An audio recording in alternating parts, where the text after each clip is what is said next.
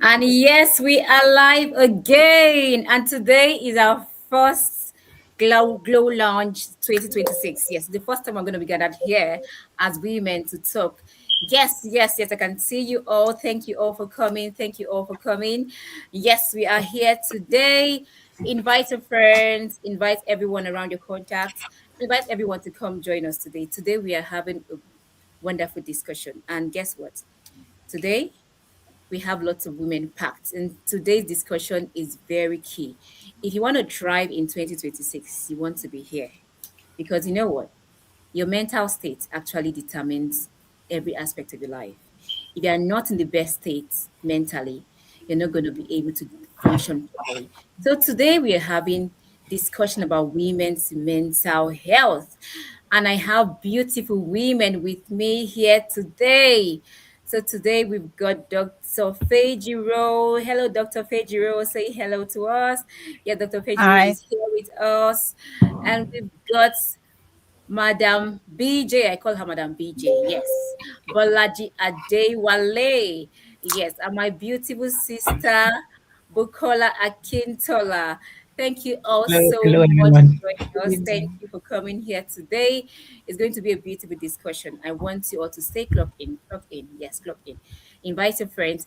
Can I see you dropping your emojis? Drop your fire emojis. Are you here? Are you here? I want to see your fire emojis. Trim and Blueprint, are you here? Drop your fire emojis. I want to see you. Okay, so just a brief introduction. Dr. Fejiro is an NHS doctor and she works with the NHS. She's a psychiatrist, to be precise. And she lives here in the UK. She's married and she's got her children here as well, here in the UK. So and today she's going to be talking a lot more to us women because I've personally seen that women are going into mental disorder a lot recently. And the fact is, your mental state is very important. And when our mental health is actually disrupted, it affects even our physical health. It affects us. Now, cancer and so many illnesses are precursors for of some of these things. These are caused by even mental disorders. So very important that we are in the right mental state. So today, hearing from the doctor's point of view, Dr. Fejiro, can you tell us? So why is mental health issues becoming a thing? Back home, for those of us in Nigeria or those of us black, anyone having a mental issue, we say, oh, it is the devil is tormenting the person. Yeah, the person has a spiritual problem. That's what we target as. But coming over to here and being exposed to, and even being in the health sector, and even sometimes in life when you get to realize that, come, you've actually gone through some certain process, you've gone through some mental breakdown at some certain point of life, then you begin to actually know that, come, this thing is not just spiritual. It's not everything and say, oh, it's devil that is tormenting you. Things around emotional, stress, different things could actually cause mental health issues. So, but let's hear from the doctor's point of view. What's mental health issue about? As why is it becoming prevalent, especially for women, many young people? I was reading something recently and they said this generation have more mental health issues than has ever happened in the past. Why is it becoming a thing? Is this something we should be worried about? Is this something that we should be concerned about as women? Is this something that we should begin to pay attention to our mental health, to our mental state? So, Dr. Fejiro, can you tell us? We want to know. We want to know. Thank you. Thank you. Hi, everyone. Welcome to this session. Thank you so much for being here. And thank you, Eunice, for the invite. Thank you for organizing this. So I'm Dr. Fejuru. I'm a doctor, a medical doctor working with the National Health Service in the United Kingdom. And I'm a psychiatrist by background, as Eunice said, and I specialize in psychotherapy, which is talking therapy. And that means I work in both the medical field and the talking therapy sides of mental health, just by way of my background. So Eunice, your questions are very pertinent. They are quite real. They are common and very important questions for us to be thinking together about in this generation, especially as women. I think it's an interesting place to start from. about why mental health or mental health discussion and disorders are more prominent now, or something that seems to be more prevalent among women in this age and time.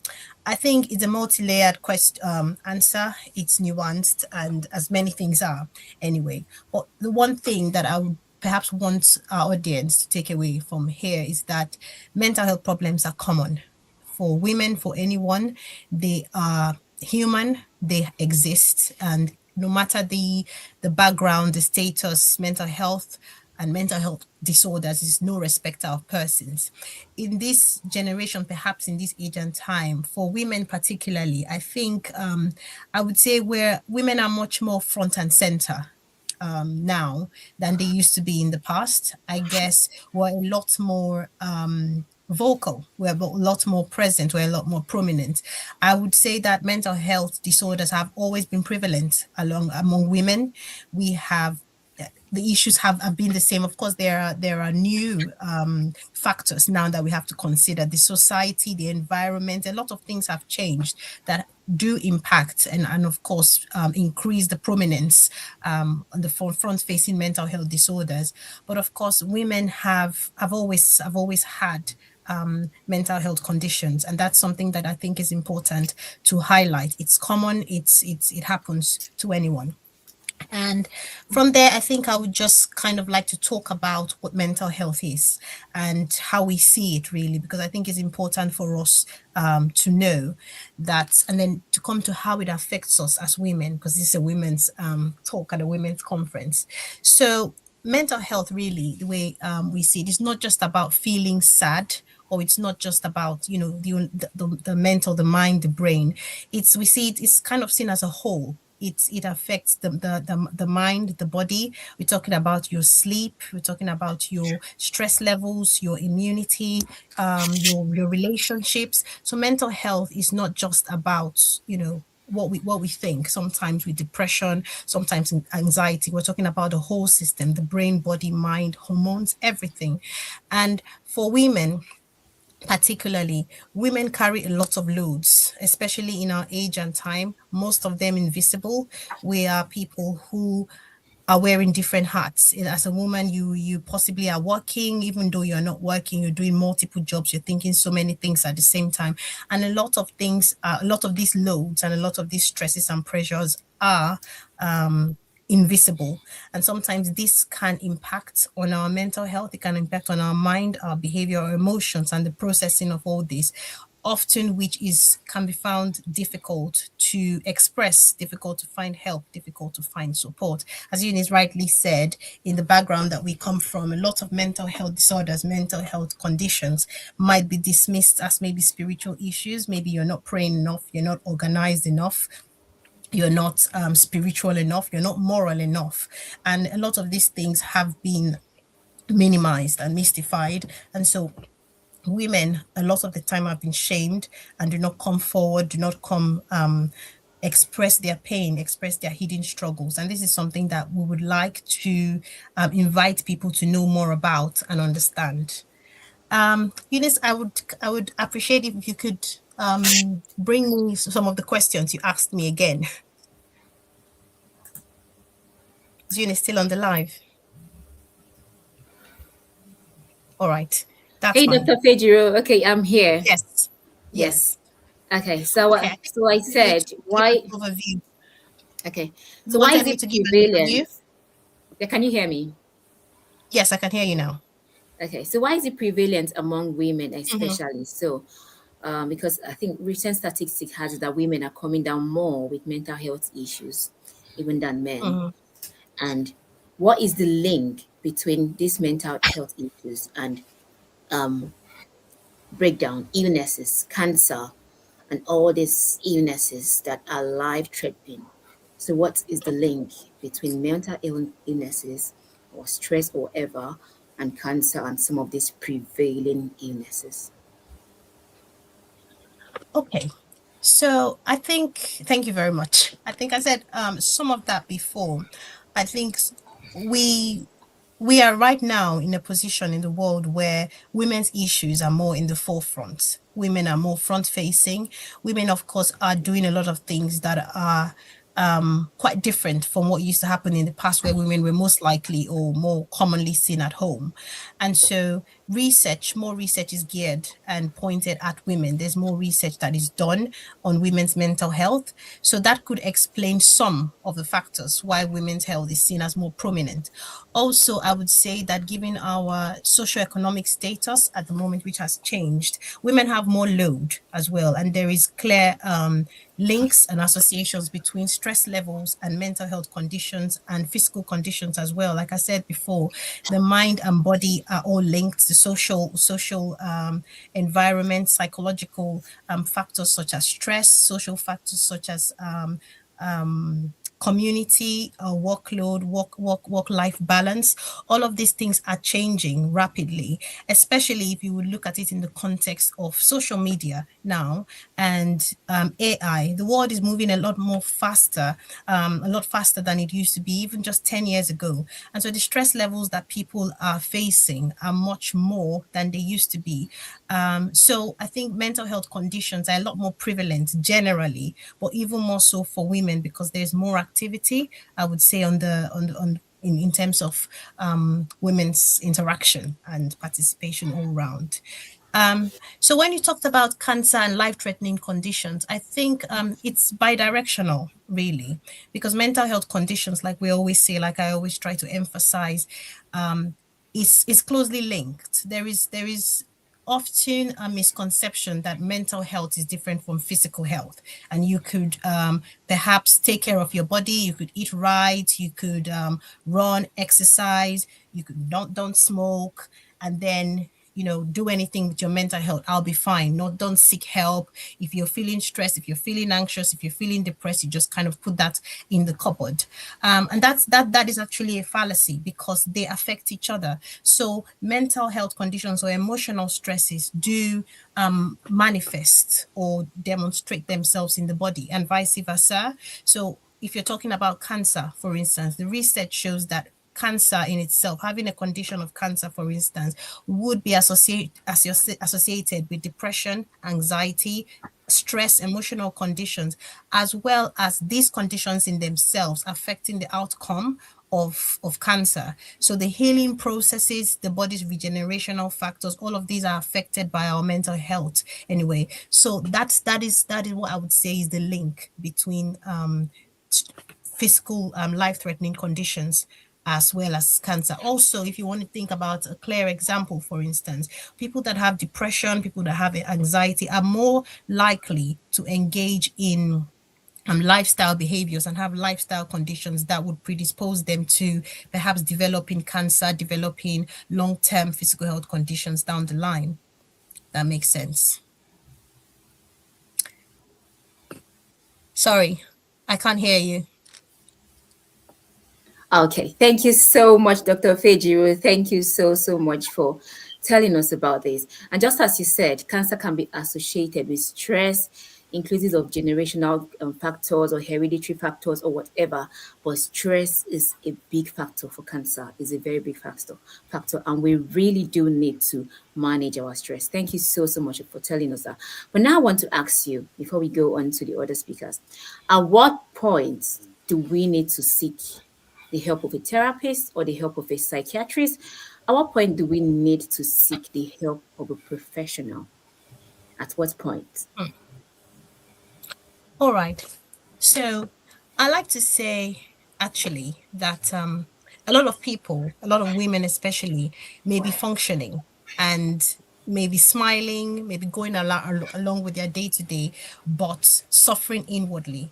There are a lot of mental health conditions, and thank you for reminding me. Broadly, there are different ranges of mental health conditions. I see sometimes mental health and mental health disorders as a spectrum. Sometimes it is a one-off stress-related short-term conditions. At other times, it's a lifelong struggle, something that started in childhood that kind of changes through time and people struggle with for a lifetime. And sometimes it develops at any point in time and is something that you have to carry and be treated for at different points in time. Also for women, I think the lifespan of women, the life cycle of women. I think we've all heard of the thing called the biological clock. Mental health conditions affect women at different stages of the life of life differently. We all are well know about postnatal and postpartum disorders at the time of pregnancy, at the time of menopause, also the time of around mental health issues around fertility, around trying to have a child. All of these things and many other phases of a woman's life. And these are things that often are not spoken up about. They are often put down to the different environmental factors that a woman has to deal with. So I would say my general rule is that sometimes mental health is not just a bad day. When you're having a mental health condition, it's not, it's more than just having one of those bad days. If you've got symptoms and you've got disturbances that persist without beyond trying to find help for over 2 weeks, and you're not feeling yourself, you're feeling like you can't cope, even if it's inward, at this point in time is when you should speak out. Sometimes people say it's just hormones and that you can just you can get over it. Therapy is for weak people, seeking help is for weak people, medication is for weak people, but this is not the case. Also, something I want to say is that you can be functioning and you can be standing, you can be doing everything you're supposed to do and still need support. And seeking support is not a weakness. There are a range of mental health conditions. I guess maybe we can come back to this as we're talking about, if that's, Eunice brings that up. This is quite beyond the scope maybe of this talk. But at a point where you're feeling like you're struggling to cope and your symptoms or problems are persisting beyond a few days to a few weeks, seek professional help, seek medical help, talk to people, speak out to a friend, speak out to someone that can direct you to medical help. For what Eunice asked me about psychiatry and psychotherapy. So, psychotherapy, or therapy as is commonly known as, is talking therapy. It's sort of treatment by talking, by understanding our emotions, understanding relationships, patterns. And psychiatry brings the medical side of it. So, psychiatrists assess for mental health disorders. We diagnose mental health disorders and we treat mental health disorders. Treatment for mental health disorders range. It's not just medication that psychiatrists prescribe and treat with. We can recommend lifestyle changes. We can recommend environmental factors, referring to specialist services as well as medications, depending on the severity of the condition and the risk of the condition. We also manage complex risks where mental health disorders interact with different areas, such as forensic, that I'm talking, when I talk about forensic, I'm talking about the law, such as social care, when you're talking about people who have mental health conditions that have responsibilities like children, housing. All of these things are factors that interact with our mental health, and our mental health does interact with. So for what might be a serious condition, mental health condition, for one person is different for another person. And I think this is an important point. It's sometimes can feel challenging to say this exactly is when you should seek help. Someone who is working, going to work every day, functioning and struggling with suicidal thoughts inwardly, but is compelled to continue to do their job. On the surface, it may seem, oh, you don't need to seek help. And then someone maybe who doesn't seem to be functioning and is more outwardly expressive of their distress, it may be like, oh, that person needs more help than the other person. But that is not the case. I think it's important for us to all recognize that at different points of our lives, at different times, we can suffer with mental health conditions. We can have emotional stresses. We can have psychological disturbances. And it's important for us to speak up at the time that we feel like we need support. And there is support out there. Thank you. Thank you so much, Dr. Fejiro. Thank you so much.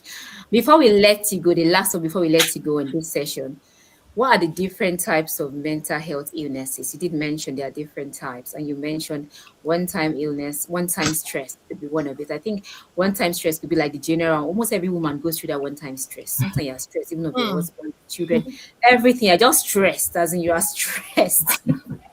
So, what are the different kinds of mental health illness? Because I didn't know that, okay, one-time stress could even be like a mental health issue. Like, yeah, but mention it right now. That's very important, very key to note. So, but what are the different types of mental health stress, mental health illnesses that you've been able to identify? All right. So thank you. Actually, there are different ways to look at mental health conditions. So if you're looking at an acute stress, like I said before, it can be caused by different things. And for some things, maybe when we call what we call, a mental breakdown, and someone just, suddenly breaks down in response to a specific trigger. For instance, that can be called a stress reaction, for instance, and that's short term. It's bound to time, and then the person recovers quickly. There are other conditions that are more chronic, more over time, that you need more support longer with. And there are some that are lifelong conditions. But different, if you want to talk about the different groups of mental health conditions roughly, we'll start from there are a few, and they can all interact. One person may have more than one person may have different ones at different times in their life. The person may not have any mental health condition at all, depending on, as I said, on the biological framework, the psychological factors, and environmental factors as well. And these are all places where we assess when we are assessing for mental health conditions. So what may be depression in someone, how the depression looks in a particular person, depending on their biological makeup, depending on their their um, hereditary pattern, depending on their environment and their social network, the way that they are socially, their relationships, it may look different. So to answer your question very quickly, the conditions are depression and mood disorders. So that's what we're talking about. Experiencing low mood or low energy, loss of motivation and interest, and this also manifests in the physical with loss, problems with your sleep, problems with your appetite, and then in these depressive and mood disorders, you can also experience suicidal ideation as well. That is feelings of harming yourself and feelings of life not being worth living. There's also a group of disorders that are classified as anxiety disorders, under which we have general anxiety disorders, where you have always worrying, the tension. This can manifest not just psychologically but physically as well, with the stomach anxiety, sweating all the time. It could be a generalized conditions. It could also be in specific situations. It would come unannounced, like in panic attacks. Also, we could think about mental health disorders as a group. There's a group of trauma-related disorders. Here we have things like PTSD that are linked maybe to a specific sort of trauma in the past. We also have complex trauma disorders, which is maybe traumas that is more long lasting and more chronic in nature. And in these conditions, we're thinking about things like hypervigilance, nightmares, flashbacks, difficulties with sleep, closely and very much linked to substance use disorders. A lot of people who use substances in our community are very, very much linked to trauma. We've got problems or mental health conditions that have to do with the perinatal period and perinatal mental health. We're talking here about postpartum depression, postpartum psychosis, postpartum anxiety, and PTSD as well. And these are things that, depending on the severity, need treatment and need assessment. When we're talking about psychosis or psychotic disorders, this is when there is loss of touch with reality. Here we're talking about things like hearing voices, having delusions, which are beliefs, strong beliefs that cannot be verified by others, paranoia, and disturbed behavior. There are also personality disorders and relational disorders, which are more long-standing patterns of relating with each other and regulating our emotions and managing our behavior and our relationships with people. Also, I think an important point I would want to highlight very quickly before I go is the issue of neurodiversity, which I think is becoming more discussed among women, and for women particularly. Basically, neurodiversity is just the neurological makeup of the brain, the way the brain is wired, and the fact that some people's brains are wired differently from others. And most common neurodivergent conditions. The most common we know are attention deficit hyperactivity disorder and autism. And in women, it's important for us to know that it's underdiagnosed, more underdiagnosed in women. And a lot of people know these as childhood conditions, but they do persist till adulthood. A lot of people develop or manifest the symptoms of these conditions more in adulthood, perhaps related to stress, especially with women. So it's important for us to remember that these patterns or these traits may also be underlying factors to presentations, even in high functioning women. And it's important for us to know ourselves and seek supports. Thank you. Thank you so, so much. I am personally learning a lot from this. I am personally learning from this. Thank you so, so much, Dr. Feju. We're going to let you rest while we go on to the speakers. But when we come back to you, you're going to tell us a bit more about lifestyle changes that could help. What lifestyle changes could help. So women are going through depression and a lot of all this. And as you mentioned as well, ADHD as well. These are things that we didn't really identify to think that are things that could be mental health issues. We didn't maybe we wouldn't take it for granted. Or now you wouldn't saying that it develops more even with women, even at aging age. Some people think maybe it's just children that have these symptoms. But I think women, especially maybe when you're getting to your 40s, you're going to your 50s, menopause and all that, these things begin to show up in our lives, but there are things that we really need to identify. So thank you so much for mentioning them. We're going to come back to you to talk more on it. But right now, I want us to go over to Mrs. BJ, Mrs. Bolaji Adewale. So Mrs. BJ, I want you to share your story with us. So Mrs. BJ she's been someone that has been through some mental health issues or deep trauma, and she's been out or she's been able to support herself and also now helping to support other people. So, Mrs. BJ, I want you to tell us a bit about your story. We want to learn from it. We want to glean from it. We want to be inspired, and also tell us how have you been able to tell us about your story. Then, before we go on to you telling us how have you been able to navigate coming out of that phase into where you are right now. All right. Thank you so much, Coach E. Can you hear me? Yes, I can hear you Hello. perfectly. Thank you so much, Coach E, and thank you everyone for coming on the call.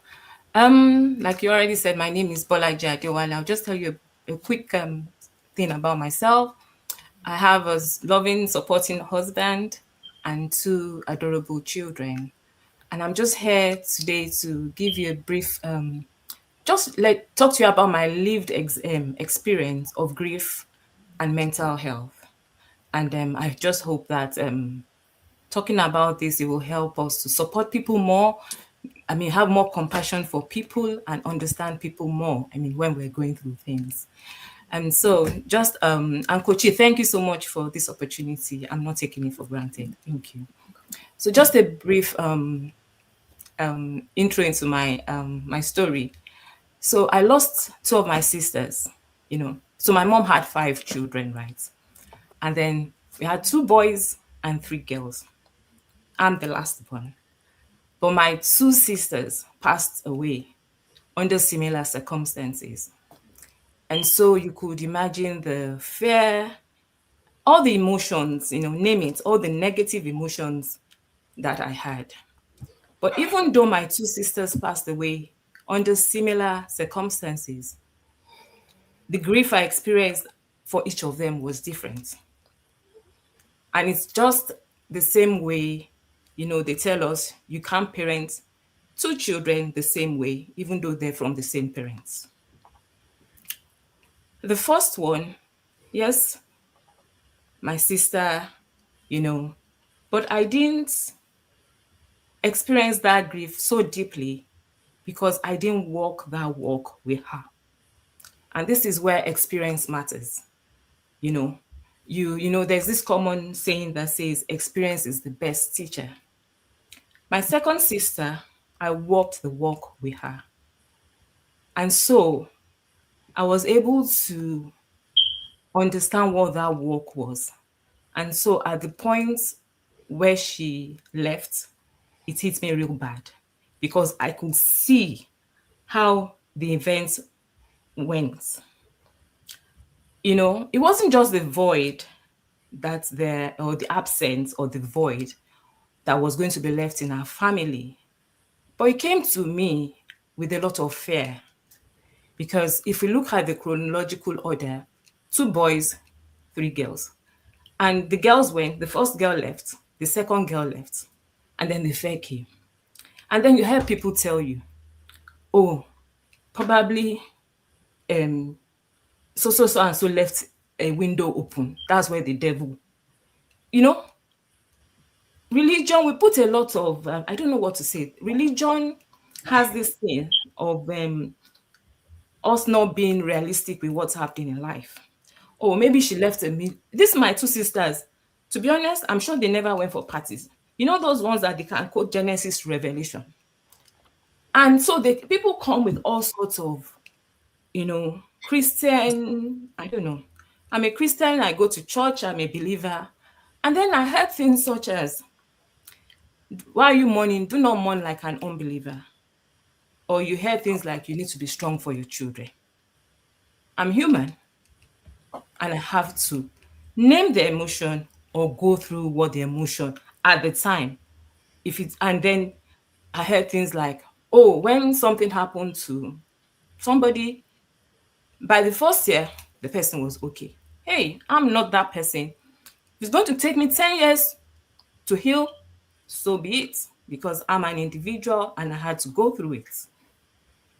And so that's where, if you've not worn the shoes in life, you have to wear that shoe to experience, to have the real experience. So, like I said to you, my first sister, I wasn't on ground to support her. So I didn't really understand. The second one, I was on ground, I wore those shoes and I really understood what happened. So experience matters. And so we have to be very careful when we're preferring, advice, or people have read textbooks. Even as a doctor, you can read textbooks from, whenever, but it's not the same if you've not gone through that experience. So that was my own case. I went through the same experience twice, but the grief was very different for me. And so when my second sister passed, it hit me real bad. It was very bad. It was very bad because even though the age gap was 7 years between us, that was my immediate senior sister. She was like my little mommy. She was everything to me. Both of them were, but I'm just saying, obviously she was my immediate senior sister. So it was a lot for me. And it hit me real bad. It affected my work, my relationships. And like Dr. Fejiro said, I didn't want to be out anywhere. I was always, it was bad. I didn't fall into depression, but close to it, very close to it. And so, I mean, I'll also say what faith too plays an impact on our lives, because we need to talk to the right person. You're going through something, you need to look for somebody that is an expert in that field. Because somebody is my pastor doesn't mean that if I have parental issues or marital issues, I go to that person. If the person doesn't have the expertise, then I look for somebody that has the expertise. Either if I'm somebody that can talk to me that I know, or I go and pay. That's the best, because we always hide on that the pastor has said this or somebody, but you need experience is very, very, very important. And then we also need to be very careful of how we prefer solutions or advice, because we need to have that empathy, because if we have not experienced it, this experience is very important, because I experienced it twice, but it was different. So it's very important. Empathy is also very, very important, when people are going through things. And I'll say to you, mental health impact, yes. For me, it was even like two for the price of one at the time, because it was a time I was going through grief, and then perimenopause or menopause, I don't even know where that one fell. So add the two together. Even somebody going through just menopause is like a mental health issue. And then you have the grief. Two for the price of one, it was for me. So I didn't want to come out. I didn't want to be with people. I didn't want to talk to people. And then I used my own job as my comfort zone. So it was so bad that when my children wake up at 5, I rarely slept.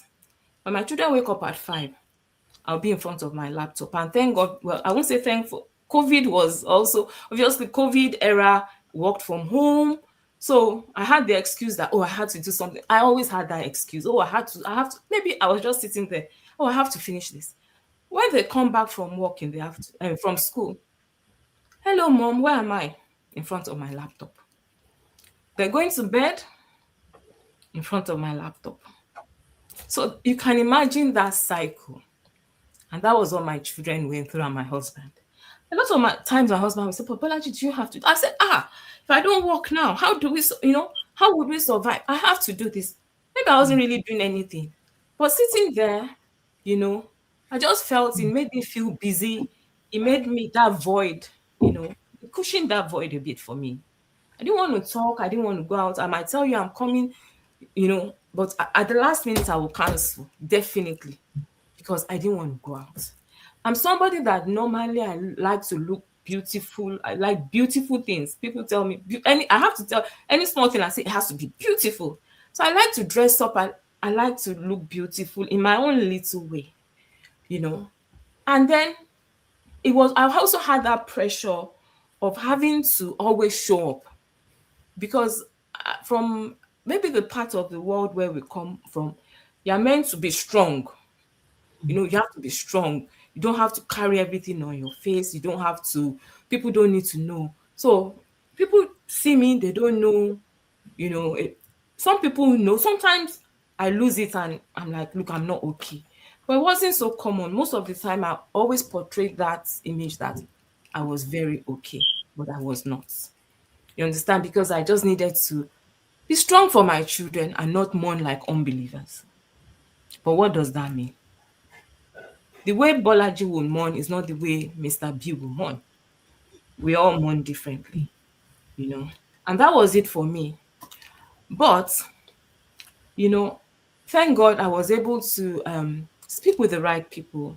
So my sister, my second sister, like I said, she was a psychiatrist. And then she used to be in the UK before she moved to the US, where she passed. But then her friend here and our other friends that are doctors here, they spoke with me. People talked to me. My husband too was there. My husband's friends were there. And then, on this, another thing is from where we come from, seeking for help is like you're not strong. It's seen as a weakness in court. Why would you seek for help? You just have to carry on and let it, you'll be okay at the end of the day. No, I sought for help. I went for therapy. So I spoke with my doctor, my GP. It wasn't even my GP. I think I spoke with her, from time to time, because she knew my story and all that. But I knew I wanted to be okay. I wanted to be, a better person. I wanted to be back to where I was before. I was always a happy-go-lucky girl. And it was so bad that in the house, my son would say to me, I thought I was, I had a smiling face. No, my son will see me and say, Mom, what have I done again? Why are you angry? But I wasn't. It was my internal being coming out to be. And then he keep asking, oh, did I do anything wrong again? And I'm thinking, I felt I was smiling. I felt I was good today. I thought it was a good day. No. And they kept asking. So that was how I sought for help. And I went for CBT therapy. It's called the cognitive behavioral therapy. Normally, I'm a very, very private person. And then they did ask me, did you want a private session or did you want a group session? On a normal day, I would go for a one-to-one session. The lady did tell me that she was going to ask me to go for a group session because that group session would help me realize that I wasn't alone. Other people were not, their stories might not have been grief. Everybody had different issues. Some were married issues, everybody. But to be honest, to that group session did something. It really, really did help me. You understand? It helped me because I realized, first of all, that I wasn't alone. You see, behind this makeup, Bolaji is always on point. She's always dressing beautifully. Oh my God. Behind all that, there was a lot of pain. And I realized that I wasn't alone when I went for those few sessions. NHS session, free session, it was fantastic. And it wasn't anything, they weren't asking too much for, it was just evidence-based therapy. And they weren't asking us to run a marathon. It was just take it in bits and bobs. just had to set smart goals because at the time with my perimenopause or menopause, I don't even know where that fell. I didn't want to get out of bed because I've always been a wellness freak. I love, all those things. I would want to get out of bed. At night I'm not feeling sleepy. I'll cover my head. I just, it was bad. And then they will tell us, okay, if normally you do 30 minutes exercise, why not start with 5 minutes? Why not start with 10 minutes? You know, and that was how I started again. And it really, really, really did help me, to get myself back on track. Another thing that helped me, apart from the CBT was obviously I had to set smart goals. It was part of the CBT therapy. Set smart goals for yourself. Make sure they're specific, they're measurable, achievable. What else is it? Realistic and they're time bound. And I've always been a goal getter, And so, based on that, I gradually came out of it. Instead of saying I want to achieve something in maybe 2 hours, I might give it a week. And then I realized that, okay, I've moved from point A to point B. Oh, I'm getting better. You know, I heard things like, Obalaji, it's enough now, move on. I couldn't move on. My sisters were not chicken or cow or goat that died. They were human beings that they played, they had impacts in my life. So we need to be careful what we say, or what we, when we're, if even if we have the best advice, you need to be able to read the mood at the time. That was my own situation. And yeah, it did really help me. So I spoke to professionals. I went for therapy. So the CBT therapy was very fantastic. It really helped me. I also made sure I joined communities where I knew that people could, because having gone for that CBT as a group session, I realized that, okay, doing one to one, because I could be strong willed. So you can imagine having a one to one therapy. The therapist would, because I would be, so I thought being in a community was going to be better for me. I mean, a group. And so I joined wellness, well-being and wellness groups. For instance, Trim and Glow is led by Coach E. She's my she's my greatest cheerleader, Coach E. And I, she held my hand, little bits and bobs, and that was one of the, the communities I joined. I was able to come back, because when I was in that state, I added so much weight. It was so bad that at night I'm not hungry. I've had my dinner. I'm not hungry. I'll go to the kitchen, eat. I don't know. I mean, eat, make a hot, hot chocolate. Maybe half of the cup is Milo, the other half is milk. Not hungry, but it was just my own way of comforting myself. And I added so much weight. I didn't like how I looked. That was even part of that was part of it again. Hello, can you hear me, people? Can you hear me? You can. Oh, well, thank you. Yeah. So that was part of it again. I couldn't, so I had to work on myself because part of what could help me was also to gain my confidence back. So I joined like Trim and Glow. I also joined the parenting community because I had to, I didn't want to lose my children because I knew that in those years I could have lost them. Thank God that my husband was there for me and that they are and they were good children. So I had to join the parenting community. At the moment, I'm with the Intentional Parents Academy, and they're fantastic. Even little bits and bobs, so that I now gained my children back. That was another thing I did, so that for my mental health. And then I realized that parenting was about me. I had to heal so that I don't bleed on those poor children. Because I bled on them at the time, but I wanted them. I didn't want to bleed on them anymore. So those are some of the things I did at the time, and they really, really helped me. Another thing I did and I'm doing is gratitude. I journal. I never used to journal, but I realized that when you put down, when you're going through, just pour it down. And I felt and I feel much better when I do that. it did help me a lot. And because normally, so one of my sisters, she passed away on Christmas Day when she passed. So that's another thing. So the first few years after she passed away, Christmas Day was, oh, you don't want to talk about Christmas Day. If my husband and my children remember, I would complain that why did you bring it up on Christmas Day? If they don't remember, I'll say, oh, you people, you didn't remember that so and so. But what I did this last year, honestly, normally I wouldn't even talk 1 minute and I'll be gone, But I can see that I have grown. So last December, I decided I was going to do a 25-day gratitude challenge just because I wanted to be in a better space at the start of 2026. So when I did that 25 days gratitude challenge, what came to mind when I was putting that together was it wasn't going to be about, oh, thank God that I have a house over my head, or which is good, don't get me wrong. But for me, I had to see that I had grown and I had healed, at least to some extent. So it was the little steps, the little things I had been able to do during the year, because it's so easy for us as individuals to see that, to think that we've not achieved anything because we have goals written down and probably we've not achieved most of those goals, or we're looking at the big picture, the big things.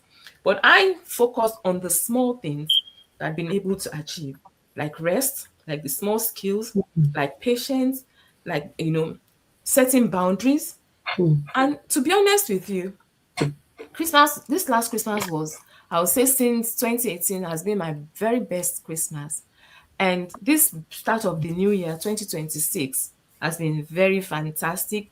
And I can see that, to be honest, I have grown. I am healing, at least much better than where I used to be. And something that I've picked up again, and I've told maybe one or two people, is after my second sister passed in 2018, I felt God. Of course, I mean, I initially was like, God, why did you do this? I was upset, with God, of course, and all that. And I realized over these last few days that I kept telling people, how do you hear when God talks to you? Because I felt God wasn't talking to me anymore. Obviously, because I was upset, I was down and all that. But over the last few days, because of the way I ended my year with the gratitude challenge and came up with this, guess what? I told two people, some things happened, and like, what? Are you for real? So God does really talk. If I had so I said, so God does really talk to people. So we just have to have, I think the right mindset is important. A mindset shift is very important when it comes to this type of things, because honestly, mindset shift is important. I'm not where I want to be, but I can assure you that I'm not where I used to be honest with you. So a community is very important. Please, let's seek help if we need to seek help, because you can't do it alone. I know there's the stigma that when you seek help, it's like you're not strong. That's a lie. When you seek help, from the right people, I'm telling you, the sky will be your limit, honestly. So I'll just leave this here, that faith does not mean that you're not grieving, Yes. but you just have to stay strong for yourself and seek help if you need to seek help. Thank you so, so much, BJ. That was really inspiring, tearing, and everything. But in all of it, I want to thank God for you, that God has helped you. And like you said, you had a good Christmas. For I have a bit more knowledge about her situation, and I will say to you, her sisters were not just, they were not just even common women. These are women of caliber. These are mighty women, medical professionals, medical doctors, women that are, so they are not just common women. So the women that had the knowledge and everything. Thank you so much for sharing your journey. And few things you mentioned, which I'm just going to say again, emphasize on journaling, the power of journaling. Journaling is a very, very key, important tool. And last year, I went through some certain seasons in my life. And through those seasons, I came up with this journal, the self-care journal, because this was what I was doing personally for myself to help myself. And it helped me a whole lot. I come back at the end of the day with everything I've gone through and I just pour my heart down. How I'm feeling, I just write it all down. And that helped me to generate this journal. I said, every woman has to have this journal. This journal is very powerful. You can get it on Amazon. You can get it on Amazon. Get to come. It has sessions where you have to express your gratitude. Like she mentioned, gratitude is key. I joined BJ's gratitude Challenge. program in December, challenge in December, and really it was really inspiring. And getting to see her share every day about the truth is when you actually express yourself, you are lifting up those burdens. And like she said, she told me and she said to me personally, she said, this was my best Christmas in a very long time. It was the best Christmas. You lift up those. So learn to write down your gratitude every day. There should be something, even if it's one thing that can keep you going. Write it down. Let God know. Let your heart feel it. Let your mental state everywhere, every part of the being feel it, and that would keep you going. So please grab this gratitude, grab this self-care journal. It's for every woman, specially curated for you. How do you feel today? What went wrong today? Pour your heart out. Your affirmations. What are you grateful for? Grab this journal is available and it's for 365 days. You can get it from Amazon. Please get a copy. Join communities is key. Communities, your church is one of them. I say to people, go to church. If you and going to church, don't just go to school and just go and sit down. If there's something you really love to do, you love to sing, join the choir. You love to be an usher, join the ushering team. You love to do something, join something. Because all those activities is actually helping you. You don't have to like the people that are there. You don't really have to.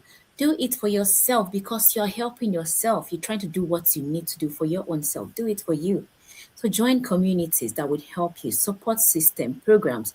Trim and Glow, that is part of what we do in Trim and Glow. Trim and Glow is beyond just what we eat. We do a lot in Trim and Glow, supporting ourselves. Thank you so much, BJ. Our time is really fast spent. I think we are going to have 2.0 of this program. Yes, we really do have to. So we're going to come back again. But before then, please, let's go on to Mrs. Akintola. Thank you so much for having you here. So Mrs. Akintola is a ward manager with the NHS, and we wanted to share with us as a ward manager, as a nurse. Tell us, how do you support people? How do you support women? How do you support women coming into the ward, staying there for mental checks? And I also want to tell us, so if I just have some stress, what did Dr. Fedge actually call it? Is it one-time stress? Can I come and seek a so I want to rest. Let me leave my husband and leave my children. I just want some bed rest. I want to rest for a few days. Are you gonna take me in? Let me come and just rest. So tell us, manager, what do you do? How do you support? What levels? Do we come? I hear some people come and stay. They come there as in their it's like their second home. So can I come and stay? I want to take a bed space. Okay. So tell us, how do you support people with mental health illnesses? Thank you very much, Coach E. Hello, everyone. And thank you for all the speakers that have spoken.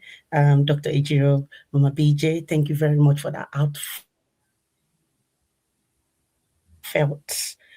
experience that's been shared today. Thank you very much for that. And yes, just like Coach E has already, introduced me, I'm one manager on one of our older people's mental health units. With regards to all that has been said and how we do on the ward, nursing responsibilities on the ward are quite enormous, I would say. So I'm just going to, summarize what we do generally. So like Kochi has just said, we're not just going to give you a bed, unfortunately. You can't come and make it like a second home for copper, unfortunately, because when it comes to inpatient this time around, it is acute. So with all what other speakers have been saying, it's more of community intervention. And with my own experience now and from my own background, it's more of acute inpatient. So people in the community can't just say, "Oh, let me just go in and go and rest my head and go for copper." No, it doesn't work like that, unfortunately. But it may, if it's gone to the escalation point, at the point whereby they go out, they examine the individuals, and the individual is now presenting with symptoms that, of course, they are possessing risks to others or themselves. So that's when the assessment is done, and then the individual is either going to agree and say, "Oh, okay, I'm willing, I need help. Let me follow you at this point." So they either come willingly to the ward or they come under section. So the assessment will be done, the MHA, that's the mental health assessment, will be done if they're going to have to come on that section. But if they have to come willingly, they're coming in voluntarily. So it's not necessary.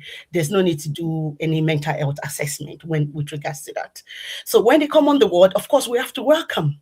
We have to welcome the individual.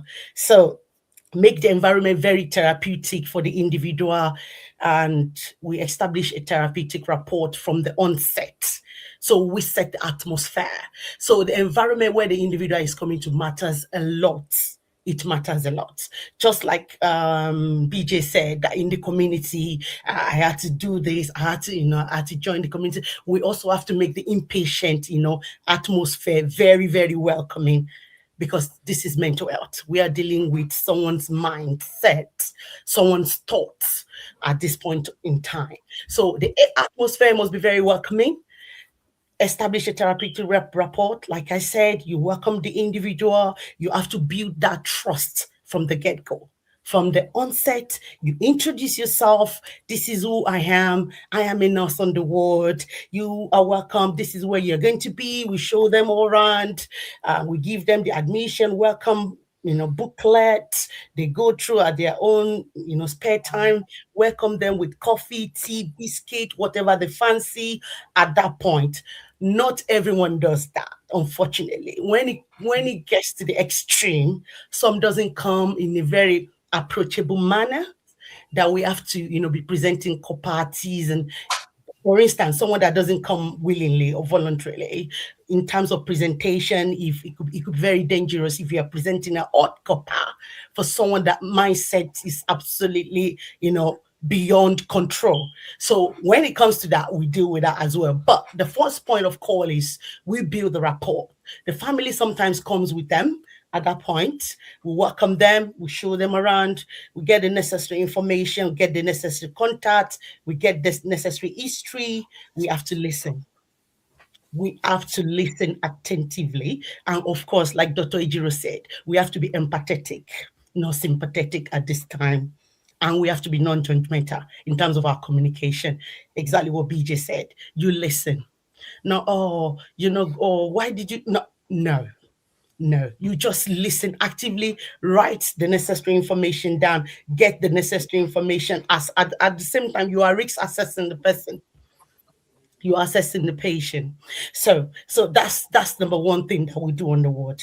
And like again, we have to maintain professional boundaries. So one of that is, like, we have to make our communication very open. So there's no expression of feeling like, oh, why did you do that? Why did you cut yourself? Oh, why do you want to kill yourself? No. So we have to maintain professional boundaries. Mine is to listen to the individual and be very professional about it. I'm risk assessing. I'm being mindful that anything could come. They could try to, if the person is aggressive, for instance, and I'm asking unnecessary question at that point. And at the same time, I want to build a therapeutic relationship. So that's where you have to be, very professional in your approach in terms of risk assessing the patient, knowing what matters at that point in time on entrance to the ward. Again, like I said, we have to do our assessment. The doctors will be doing their assessment. The nurses will be doing their assessment. We have to do our assessment of mental health status. We know what the mood is saying, what's the affect, the thought process, the insight. And, we have to start thinking and start monitoring the patient for the suicidal thoughts. All those are very comprehensive assessment that we do. At the same time, we can't, neglect physical health symptoms, physical health observations, examination, head to toe. Is the patient, what's the gait of the patient? Is the patient able to eat and drink? Or does the patient comes with the fluids? Because we don't do all that on the ward, especially mental health wards. We have to start thinking, what are the risks here? What is the vital signs saying? Is the patient able to sleep? Was the appetite saying? Like BJ said, loss of appetite is for some people, some just overeating, lots of symptoms. So we have to be writing and documenting all these things as the individual is, sitting and being welcomed to the ward. So we have to, again, identify the stressor. How do we identify the stressor? The coping mechanism matters a lot as well. We have to speak to the family if the individual is not ready to engage at that point in time. We have to respect that fact. Again, we provide emotional support to the patient. We have to always validate individuals' feeling and experiences. It got me what BJ said, because when BJ said, just be mindful of what you say to people. I am an individual. I am not Coach E. I am not Sister A. This is me. So this is me matters to me. So I can't say the way I'm treating cis A is the way I'm going to treat cis B, for instance. So we validate the individual's feeling. Oh, I'm having a headache. That's it. Oh, I can't talk right now. That's it. Oh, actually, I feel like punching your face. I agree. You validate the experience. You validate the feelings, because what they're thinking is what we are not there together at that point in time. And remember, it's acute. So the presentation from what the crisis team is saying, you will have read the risk assessment, they will have handed over. So again, that will determine the type of questions we're going to be asking at the point of admission. Yes, we offer reassurance. We offer reassurance in so many ways. Of course, we have to minimize the distress. A lot of people are distressed, they're overwhelmed, they're going through a lot of issues, loss of loved ones, and things like that. So we have to be really there, and we have to provide that support on the ward in terms of reassurance. Again, promoting safety of the individuals. How do we do this? At the point of assessment, we're already thinking, if the patient came on the ward, for instance, and said, oh, I just feel like killing everybody right now, and I feel like killing myself, for instance. So we're not going to leave that individual on his own. We have to just, make that, clinical decision, including the doctors, to say, oh, this is the type of observations that this individual needs to be. And when I mean observation, is not physical observation, like checking the vitals, like checking temperature or blood pressure.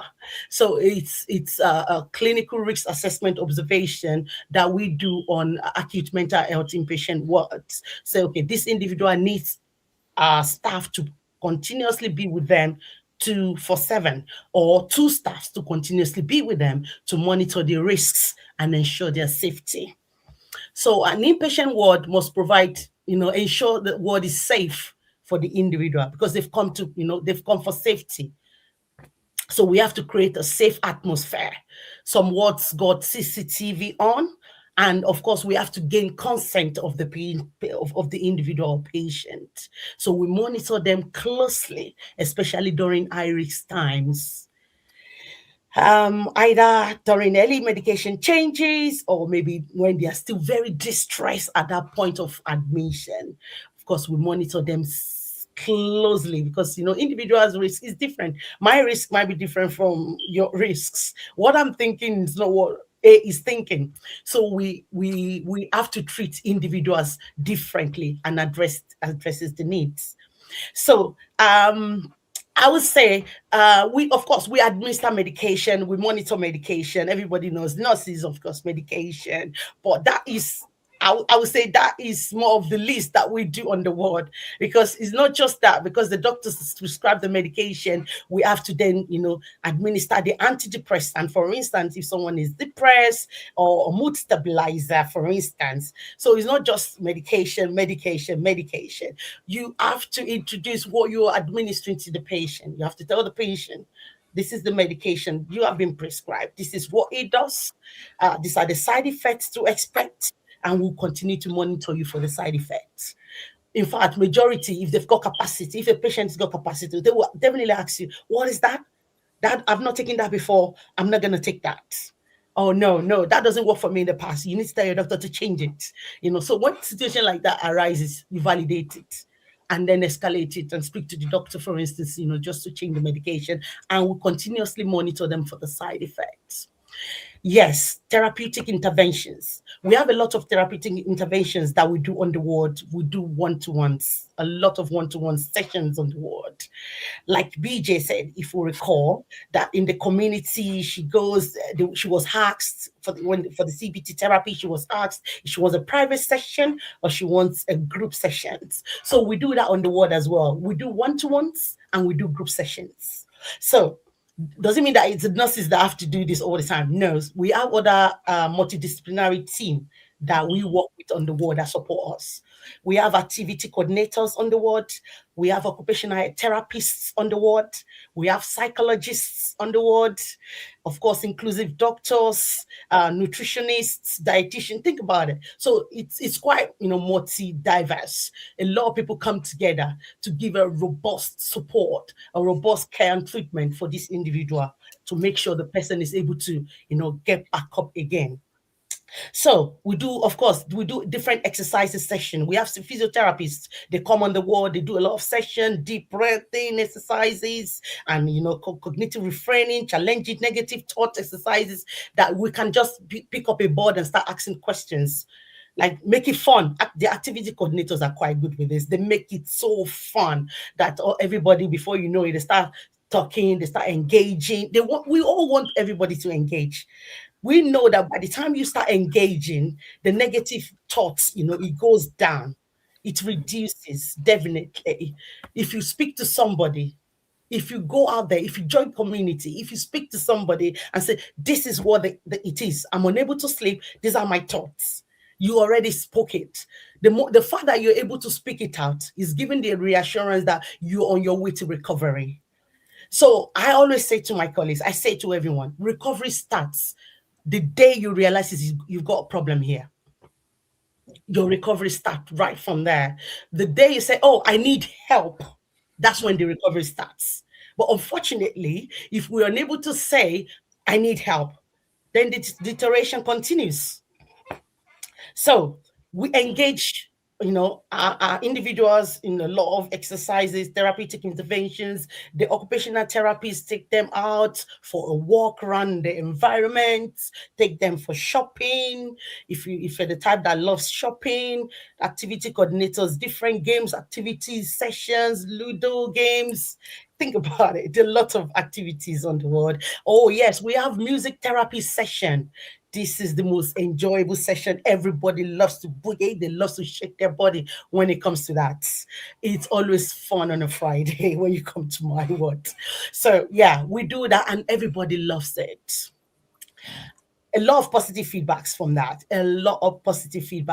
It does help. You remember what BJ said that relates with what I've just said, that she did like a joyful challenge thing, Thanksgiving thing. It's a joyful thing. It's a joyful thing. So but when people sing, we've realized that when they sing, we have a piano, a massive one on the wall. They get on it, they play music, they play strings. We give them different instruments to work with, and they play music. They make sounds. So joyful sounds. They sing. Before you know it, the thoughts are reducing in combination of the medication, in combination of the one-to-one. You're going out for a walk. Normal life begins. So it's a gradual process. I'm not neglecting the fact that some do take longer time to recover because they might involve some specialists like CBT, some special therapies like ECT, electroconvulsive therapy, and different therapies are available. But we have seen these therapies do work. We have seen, of course, it's proven it does work and it's still working. So yes, we encourage patients to self-care. It depends on individual ability on the ward and we support. So we're not too posh to wash. Thank We you. support individuals, especially older health mental, older people. Yes. Thank you Should so I just much. pause there? Thank you so much. Like, climb is really not on our side. As I mentioned, we're going to come back for 2.0 possibly in April, but we're going to communicate the date. So they're going to come back for 2.0 because we haven't covered as in a lot. But thank you so much. Few things I'm going to pick on from what you've said. Yeah. Food, plays nutrition is key. Exercise, joyful music. These things are very important. Even before you call that, before be seeking help as well. Yes, just four things. Seek help. Seek help. Play joyful music. Nutrition. Eat good food. Exercise your body. Do these things. Now I'm talking about generally women, even if it's if one-time stress, the one-time stress that Dr. Fejiro said it. I'm not going to forget this one. So even if it's the one-time stress you're going through, practice these things. This is things that I love, I personally do. When I'm in my down moment, I just put on music. Now, like she mentioned, joyful music. You know, some people they are going through bad seasons. Maybe, for example, you have a breakup and you're playing song about breakup. Like you're not helping yourself, seriously. So play joyful music that would elevate you and take you out from that point, from point zero to point 10. Music is powerful. It's a powerful tool. Put it on your bedside and just sleep on it. So please, women, it's important that we take care of ourselves. BJ said something. Menopause is another kind of mental health issue. I think the next time we're going to come, Dr. Fejiri is going to tell us about that because that is one season that, see, I'm scared of. I don't want to say I'm scared of, but when I hear women talk about it, I feel like, this season. And it has actually made me to appreciate my mom more and want to also look after her. I want to, yeah. So let's take care of ourselves because men feel like they go through a lot. Women, we go through a whole lot. Our hormones are all upside down, as in God created us specially, as in the other day I was reading my Bible, like when the Bible was saying that we will go through travail having our babies, as in there's just a lot. There's a lot that women we are going through. It's just God's mercy that is just going to keep us. So please take care of yourself. Take care of your health. Seek help when you do need to seek help. And importantly, journal. Write. Express your feeling. How do you feel? Seek help. Talk to a therapist. Talk to somebody. We really wanted to talk even about medications because this is something that we shy away from. I think this will be our closing. There's just a lot that we need to cover, and that's why we need to come back. But before we just go, because many of us shy away from this, to say, Dr. Fejiro, in closing words, every one of us, I just want us to say something. But Dr. Fejiro, one of your closing words, I wanted to talk about medication. Is medication important? Is there a place for medication? We Christians, we feel like, I don't think maybe there should not be a place. We should just leave everything to God. We should just know. But is there a place for medication? I know Dr. Zakintola, you helped to administer these medications in the word. And yeah, so is there a place for that? And every one of you, just give us a parting word because our time is fast spent. We will come back. We will come. I have personally learned a lot from this session. I've learned a lot. Thank you so much, Mrs. BJ, for sharing your story. It's really inspiring. And I know that you sharing this story, you're also lifting yourself, elevating yourself, and you feel even much better. I am glad that you're getting out of that season. Thank you so much, Mrs. Akintola, as well. So your parting words, everyone, just say something to us. Say something. Let's start with Dr. Fejiro. Thank you. Hello, everyone. It's been such a powerful session. I've learned so much. Thanks, BJ, for sharing your story.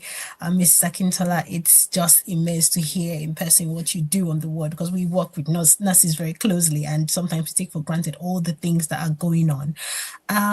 In my parting words, I just wanted to say, and I think this is a correction maybe of something I might have said, mental health conditions, mental health challenges happen to everyone.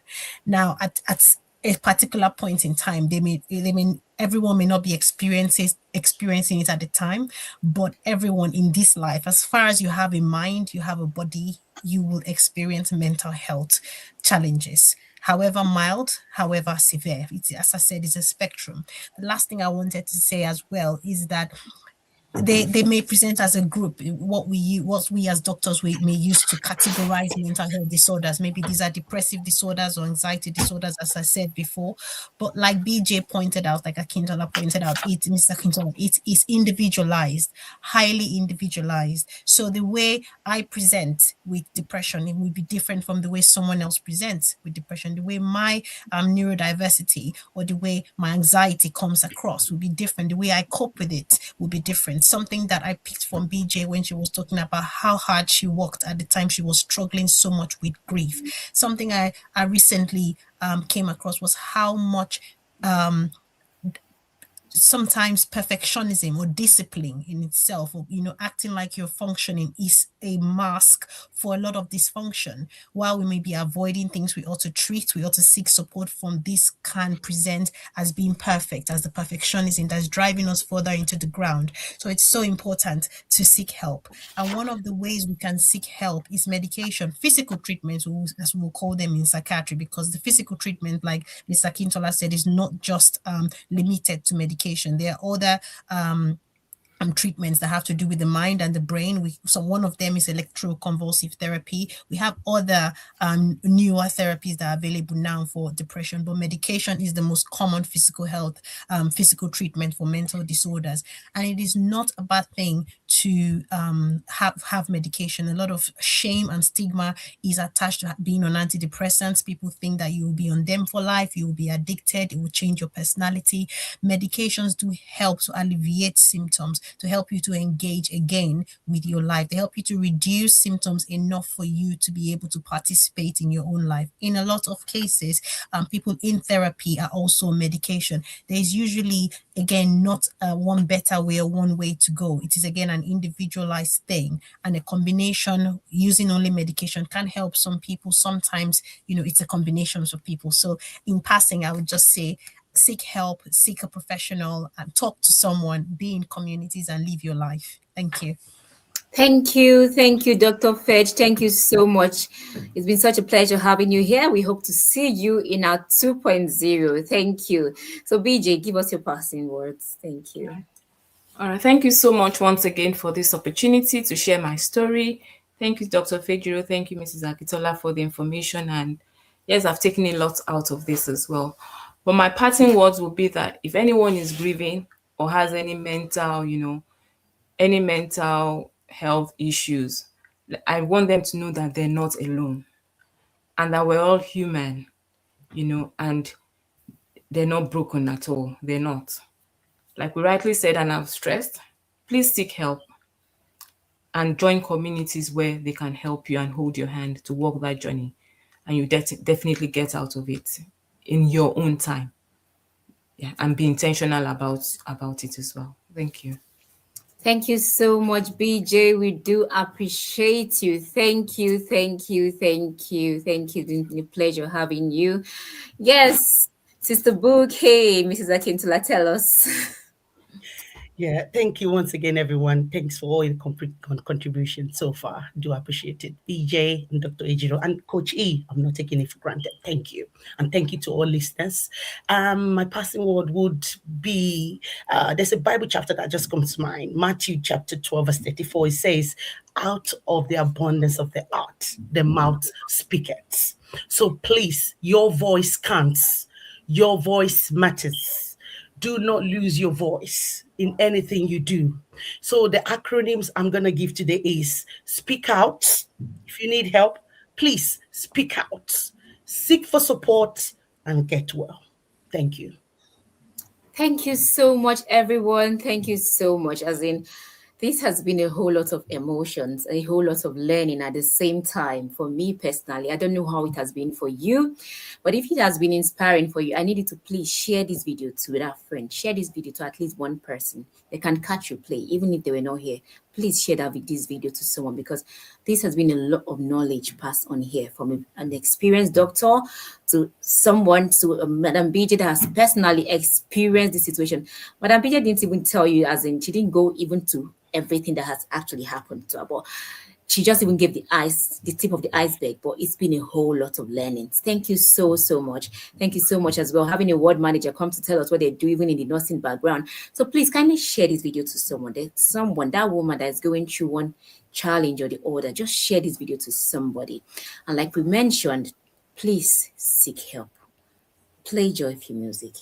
Seek professional help when you do have to. And most importantly, express your gratitude. Journal. Journaling is key. Grab our self-care journal. Woman, take care of your health. Take care of you because you are all that you've got. Before you had the husband, before you had the child, you were you. And so you need to take care of you. You want to live for that child. As VJ said, she wants to show up for her children. You want to show up for your children. You want to show up for your husband. So you need to take care of you. And taking care of you involves taking care of your mental state because you don't want to pour from an empty cup. No. So please take self-care is key. Self-care is very important. When you need to speak out, speak out. Don't hold back. Do not forget, eat nutritious food, exercise, mindful movement. Play joyful music. If you notice, I don't know if any of you noticed, I and Sister Buki are wearing the same blue. Can you see? Did you see we're wearing the same blue? Actually, we play joyful music. We sing joyful songs. So we both belong in a choir. And yes, and this is our choir uniform. Yes. And we had to sing joyful music today. That is part of our own personal self-care thing that we do. Apart from doing it for God, it's also for us. So please do something for you that is good for you. Get into a community. The Trim and Glow community is one of those communities that you would come into and you become that woman that you look into the mirror and you're smiling that, yes, I love this woman that I'm becoming. So you know what? Get into the Trim and Glow tribe. Yes. So thank you everyone for joining us. And this next video, you're going to hear about Trim and Glow. You want to know anything about Trim and Glow tribe? Send us a DM. We're on Instagram at the Foodie Fit Woman. Send us a DM there. Just send us a message. You can also send us a message on our WhatsApp and we'll be on there to hear from you. Thank you. Or your wellness goals? Do you have that in plan? Do you have any plan about taking care of yourself as a woman that you are? Or is it just the usual routine for you? Your wellness is everything. And health is wealth. I'm inviting you to join the Trim and Glow tribe. This is a tribe of women that want to take their wellness seriously. Women that want to ensure that wellness is priority for them. In the Trim and Glow tribe, we learn so much about food. I, Coach A, would be your coach, and I'll be teaching you a lot about food, about nutrition. As a food scientist, I understand the science of food, and it's beyond just eating rice, beans, and all that. So join the Trim and Glow tribe, where we learn to eat nutritious meals. Yes. Is that tribe where we get to support ourselves as sisters. You have that accountability. What's your plan? Do you want to lose weight? Join the Trim and Glow tribe. Do you want to eat healthy? Join the Trim and Glow tribe. Do you want to learn a lot about different varieties of meals beyond the rice, beans, swallow, Join the Trim and Glow tribe. Do you need accountability? Join the Trim and Glow tribe. Do you want to take your wellness, general wellness, seriously? You need to join the Trim and Glow tribe. So, what are you waiting for? Join us now. Do not wait any longer. See you in the Trim and Glow tribe. We have so much packed for you. Year 2026 is going to be that year that you would say to yourself, oh, I'm happy with what I've done. You would look into the mirror and you would smile and say, yes, I like the way I look. I like how I'm glowing. I like what I see. So what are you waiting for? Come on, join the Trim and Glow tribe. Let's glow together. And yes, let's glow together. Do you want to glow? You need to join the Trim and Glow tribe. If you want to glow, join the Trim and Glow tribe. That is where we glow. And you know what? That is where we have that bond of sisterhood. There's a lot going on in the Trim and Glow tribe, so you really need to be part of it. Thank you, everyone, for joining us today. Thank you so much. We are going to be back for point 2.0. Yes, we will be back. So I would want to see you. Every month, we do have these live sessions every month. So join us every month. You will want you to kindly click on the subscribe button and subscribe to our YouTube channel, because on here, we don't just talk rubbish. We don't just say anything. we give important discussions, and we bring in women that have experience situations, women that are in that field to come talk to us. We learn from each other. So this is that safe space for every woman. So kindly click on the subscribe button to join, to subscribe to our YouTube channel so you can be able to see our updates. And you want to join the Trim and Glow tribe, please send us a DM. Reach out to us.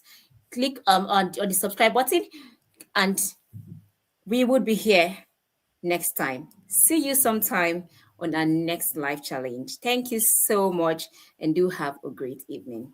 Bye.